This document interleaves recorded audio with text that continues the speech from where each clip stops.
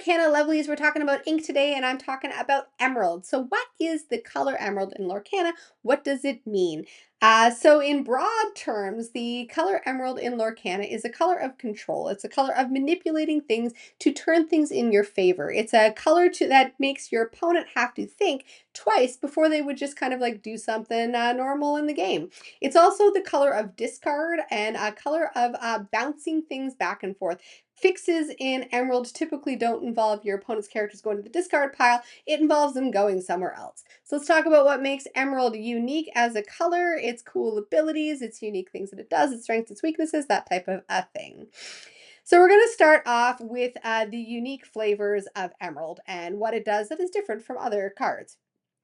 So first off, what I have is discard. Everyone loves discard. Everyone loves to toss their cards away before using them.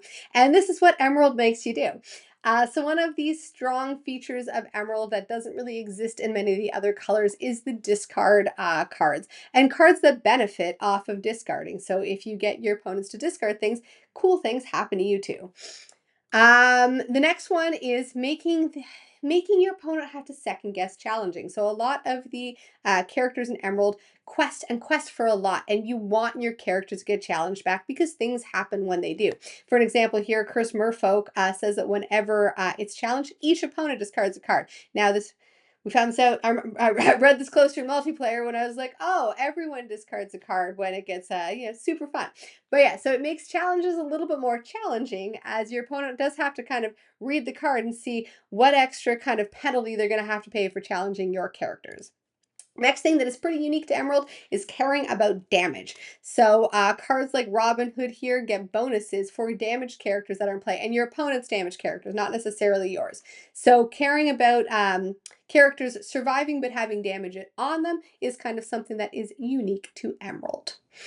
So it's kind of the gist with that. Let's talk about answers. So every color needs to have answers. It needs to have a way to be able to do its kind of game plan, stop your opponent from doing their game plan to be able to get you to win the game. What answers do we have here? First, we have cards that bounce things back to your opponent's hand. So whereas Amethyst bounces things back to your own hand, Emerald bounces things to your opponent's hand. So you're not necessarily getting rid of things for good. You're more buying yourself a turn by getting something to go back to your opponent's hand there.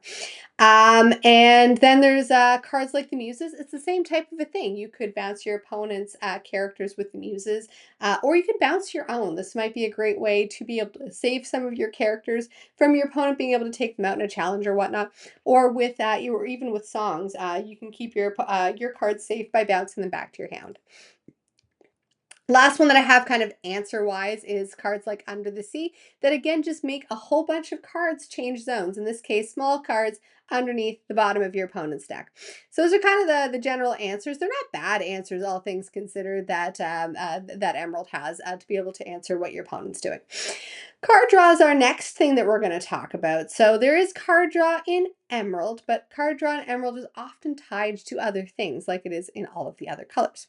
My first card draw example is Clarabelle. So she draws cards only if you have less cards in your hand than your opponent. So she doesn't necessarily synergize great with the discard strategy, but she does synergize very well with the bouncing cards back to your opponent's hand. So you bounce back all of your opponent's kind of small characters with the Muses, and then you get to draw that many extra cards because of Clarabelle. Another one that we have is drawing cards because of combat manipulation. So little combat tricks there for challenging. Characters get bigger, characters get smaller, and this one happens to draw you a card as well. My last example that I have is Hypnotize. So drawing cards attached right to discarding cards. Super great, wonderful, fun interaction for the Emerald player, that is. Next thing that I want to talk about is analogous color abilities. So if you look at the color wheel back in kind of like art school here, we have all of the colors on the color wheel, and we have colors that are right next to each other. So in the case of green's case, this would be yellow and blue. So green is right in the middle of yellow and blue, and when you sit them next to each other, there's this nice kind of calming feeling to them, this kind of harmonious feeling to them, this feeling that they work together. They all share something in common. And we do have that in Lorcana with a lot of the inks that share something in common, just kind of right in their abilities. And I'm calling those analogous colors.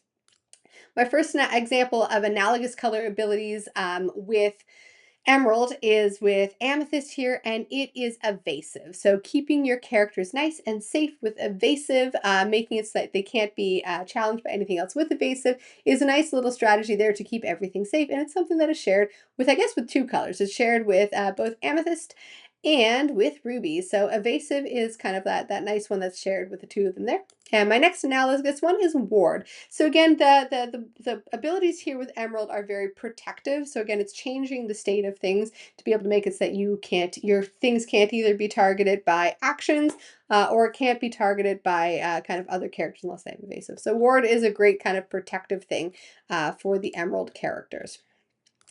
Last thing that I'm talking about is complementary abilities. So if you think about that color wheel again, analogous side by side, complementary, opposite from each other.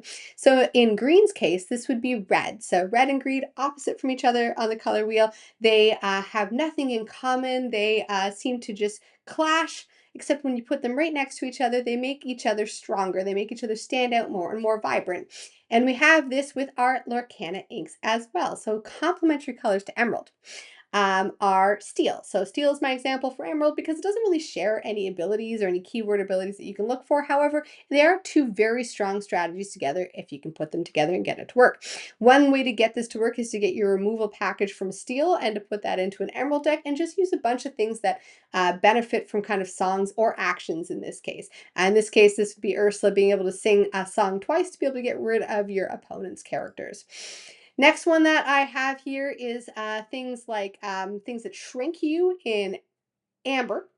So as to shrink your opponent's characters in amber. So Keto is my example here, but Vanellope shrinks characters, and there's a couple of actions that make your opponent's characters smaller, and then you can get rid of them all with Under the Sea, nice and clean. Just kind of get rid of everything because it became nice and small.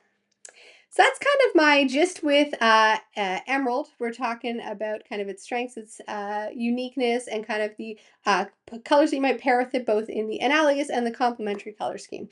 So emerald's a great, very strong, very powerful color, very kind of like big brain control the field moments color. And if that is the type of color you're into, you're going to love emerald.